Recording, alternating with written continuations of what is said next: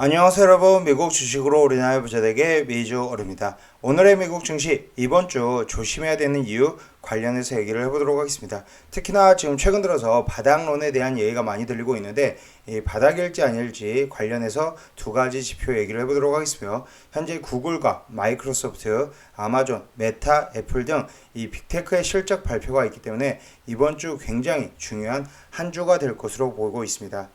안 그래도 요즘 주식시장을 지금 사람들이 바닥을 이미 쳤다라고도 얘기도 하고 이미 바닥을 치고 상승하는 구간이다라고도 얘기를 합니다. 한편으로는 그냥 쉬어가는 타이밍일 뿐 찐 바닥은 아직 안 왔다라는 주장이 있는데 현재 개인적으로 제가 보는 두 개 지표들을 보면서 앞으로의 시장을 예상해 보는 게 좋을 것으로 보이고 있습니다. 첫 번째로는 이제 바로 OECD 경기 선행 지수입니다. 여기서 보시는 화면에 이 빨간색 그래프가 OECD 경기 선행 지수인데 이 OECD의 경기 선행 지수 이 빨간색 그래프는 여전히 아래쪽으로 하락하고 있으며 지금 현재 상승되기는커녕 하락세를 여전히 걷고 있는 단계이다. 하락의 초입 정도밖에 되지 않는 단계다라고 봐주시면 됩니다.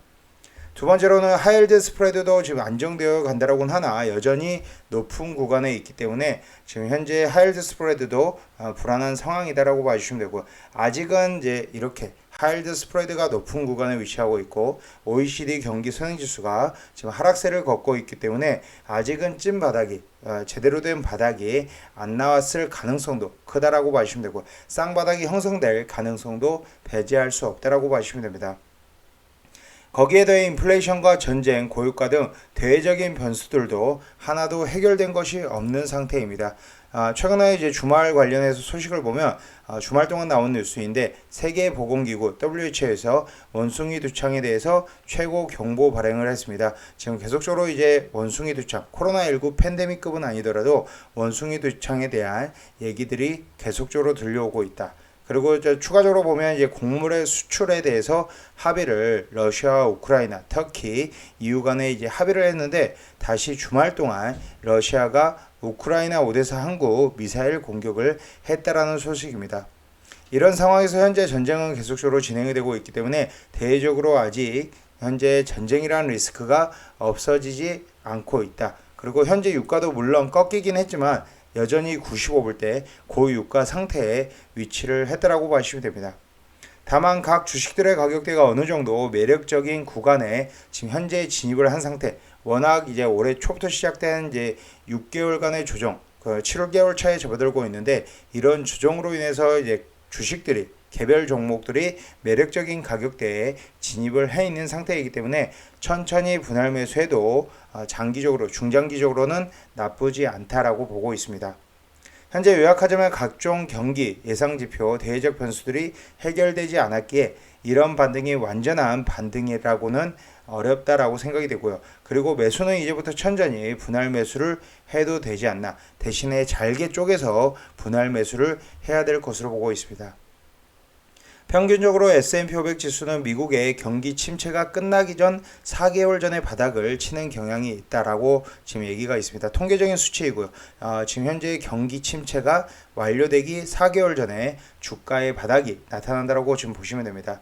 물론 통계적이라는 결과라는 점에서 증시가 언제 이를 따른다는 것은 아니지만 현재 참고해 볼 만할 정도로 지금 보시면 되고요. 다만 지금은 아직 경기 침체가 온 것인지 의견이 분분한 상황이기 때문에 기술적으로는 경기 침체가 왔다라고는 하나 완전 바닥은 왔다라고는 할 수 없을 것으로 보고 있습니다. 그래서 현재 보수적으로 여전히 접근을 해야 될 것으로 생각이 되고 현재 빅테크의 지금 내부자 매수 매도를 보면 구글 같은 경우 최근 들어서 매도만 계속적으로 있었습니다. 5월 25일 매도, 6월 1일, 6월 9일, 6월 27일, 7월 1일, 7월 5일, 7월 11일 계속적으로 내부자 매도가 있었으며 특히나 이제 7월 1일과 7월 5일에는 1109주 그리고 3834주 중 대량으로 매도가 일어났다라고 봐주시면 됩니다. 메타도 마찬가지로 최근의 추세를 보면 계속적으로 매도가 일어나는 상황이고 5월달부터 7월 19일까지 계속적으로 매도가 일어나고 있는 상황이다라고 봐주시면 되고 애플도 마찬가지로 최근 들어서 이제 내부자 매수보다는 매도가 계속적으로 나오고 있는 상황이다라고 봐주시면 됩니다. 이런 상황에서 이제 월요일의 실적보다는 이제 화요일의 실적을 주목을 해야 되는데, 화요일 장전 코카콜라, GM, 맥도날드, 그리고 장 종료 후에 구글과 마이크로소프트, 비자 등의 실적 발표가 있기 때문에 화요일이 굉장히 중요한 날일 것으로 보고 있습니다. 지금 현재 상황에서는 FOMC 회의에서는 0.75% 금리 인상 가능성, 7월 27일에 0.75% 금리 인상 가능성에 대해서 80.5% 정도 지금 예측이 되고 있는 상황에서 이 0.75% 금리 인상 가능성은 FOMC 회의가 다가오면 다가올수록 좀 더 커질 것으로 생각이 되고, 앞으로 이제 0.75% 이후에 9월까지 금리 인상을 어떻게 진행할지 파월 연준 의장의 발언에 좀 더 증시가 출렁일 것으로 생각하고 있습니다. 지금 현재 10년물 국채금리는 2.754%, 그리고 2년물 국채금리는 2.972%로 지금 장단기 금리차 역전 현상이 점점 더 격차가 커져가고 있는 상황에서, 이렇게 10년물 국채금리가 떨어진다는 것은 현재 단기적으로 봤을 때 2년물 국채가 오른다라는 것은 이제 금리를 급하게 올리는 상황이기 때문에 오르는 것이고요. 이 10년물 국채금리가 떨어진다라는 것은 앞으로의 경기 침체, 그리고 경기가 좋지 않음을 뜻하고 있기 때문에 이 장단기 금리차 역전 현상이 발생이 되었고, 이 역전 현상 이후에는 경기 침체가 동반이 된다. 그리고 앞서서 보여드렸듯이 경기 침체의 종료 4개월 전, 통계적으로 보면 4개월 전 바닥이 형성이 된다라고 봐주시면 될 것 같습니다. 지금 계속적으로 이제 제가 영상에서 이 하이힐드 스프레드와 OECD 경기 선행 지표 한 번씩 다루드릴 예정이고, 텔레그램 특급편 채널을 통해서, 텔레그램 비공개 채널을 통해서도 한 번 더 변경사항이 있을 때마다 올려드릴 예정입니다. 지금까지 비주얼 영상 시청해주셔서 감사드리고, 앞으로도 비주얼 영상 많은 시청 부탁드리겠으며, 제 영상이 마음에 드셨으면 많은 좋아요와 구독과 알람 설정 부탁드리겠습니다. 감사합니다. 비주얼이었습니다.